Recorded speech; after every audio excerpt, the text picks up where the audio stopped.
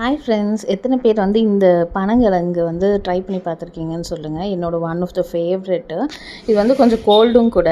ஆனால் நீங்கள் பார்த்தீங்கன்னா இது வந்து ப்ரெக்னென்சிக்கு அப்புறமா டெலிவரிக்கு அப்புறம் சாப்பிடவே விட மாட்டாங்க. அதனால இப்போவே எவ்வளோ முடியுமோ வாங்கி சாப்பிட்லான்னு செஞ்சுட்டேன்.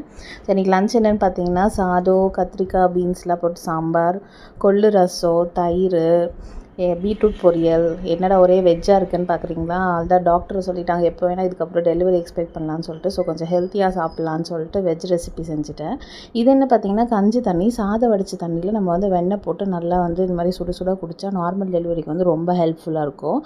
இது பார்த்திங்கன்னா என்னோடய வளகாப்பு நாளுன்னு அன்றைக்கி. அதனால் வந்து அம்மா வீட்டில் வந்து நிப்பேட்டு, முறுக்கு, அதிரசம் எல்லாம் செஞ்சிட்ருக்காங்க.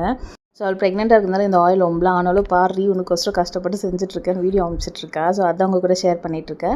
இன்னொரு சைட் பார்த்தா மாமியார் அங்கே ஊரில் ஃபுல்லாக மழை, ஆனால் ஒரு சைட் பூ அது இதுன்னு ரெடி பண்ணிகிட்ருக்காங்க. வளகாப்பு நடக்குமா நடக்காதுன்னே தெரில. இந்த